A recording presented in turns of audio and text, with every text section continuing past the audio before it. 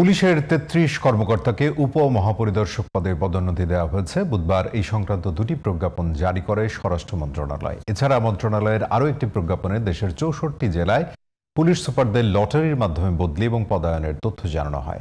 সচিবালয়ে স্বরাষ্ট্র উপদেষ্টা জাহাঙ্গীর আলম চৌধুরী জানান, ৩টি ক্যাটাগরিতে পুলিশ সুপারদের পদায়ন করা হয়েছে। সাজ্জাদ হোসেন জানাচ্ছেন বিস্তারিত। আসন্ন ত্রয়োদশ জাতীয় সংসদ নির্বাচন সামনে রেখে দেশের ৬৪ জেলায় নতুন পুলিশ সুপারদের পদায়নের প্রজ্ঞাপন জারি করেছে অন্তর্বর্তী সরকার। বুধবার স্বরাষ্ট্র মন্ত্রণালয়ের পুলিশ এক শাখা এই প্রজ্ঞাপন জারি করে। জনস্বার্থে জারি করা এই আদেশ অবিলম্বে কার্যকর হবে বলে জানানো হয় প্রজ্ঞাপনে। সোমবার প্রধান উপদেষ্টার বাসভবন যমুনায় লটারির পর নতুন এসপিদের পদায়নের এই প্রজ্ঞাপন জারি হলো। বুধবার দুপুরে সচিবালয়ে কৃষি মন্ত্রণালয়ের সভাকক্ষে বার্ষিক উন্নয়ন কর্মসূচি পর্যালোচনা সভা শেষে সাংবাদিকদের প্রশ্নের জবাবে কৃষি ও স্বরাষ্ট্র উপদেষ্টা মোহাম্মদ জাহাঙ্গীর আলম চৌধুরী জানান, আইন শৃঙ্খলা পরিস্থিতির উপর নির্ভর করে পুলিশ সুপার নিয়োগে 3টি ক্যাটাগরি করা হয়েছে। এতে মেধাবীদের কেউ বাদ পড়েননি বলেও জানান তিনি। যেইভাবে লটারি করার ওইভাবেই লটারি করেছি।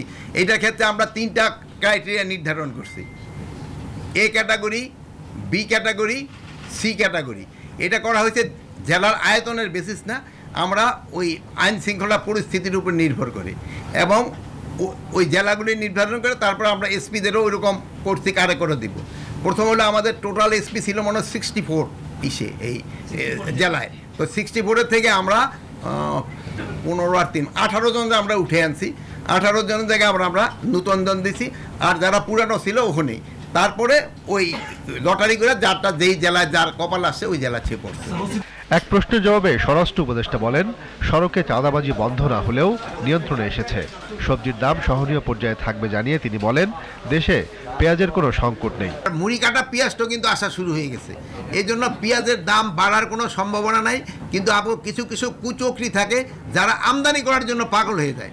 এই আমদানিগুলি করলে কৃষকরা ক্ষতিগ্রস্ত হয়। সড়কে চাঁদাবাজি বন্ধ করতে পারবে না, অনেকটা কমে আনতে পারছি। পুরাটা তো এই বাট আমরা চেষ্টা করে যাচ্ছি। এই ক্ষেত্রে আপনাকে সাহায্য সহযোগিতা দরকার। এদিকে পুলিশের 33 কর্মকর্তাকে উপমহাপরিদর্শক পদে পদোন্নতি দেওয়া হয়েছে। বুধবার এ সংক্রান্ত দুটি প্রজ্ঞাপন জারি করে স্বরাষ্ট্র মন্ত্রণালয়। একটি প্রজ্ঞাপনে 33 জনকে এবং আরেকটিতে 2 জনকে পদোন্নতি দেওয়া হয়।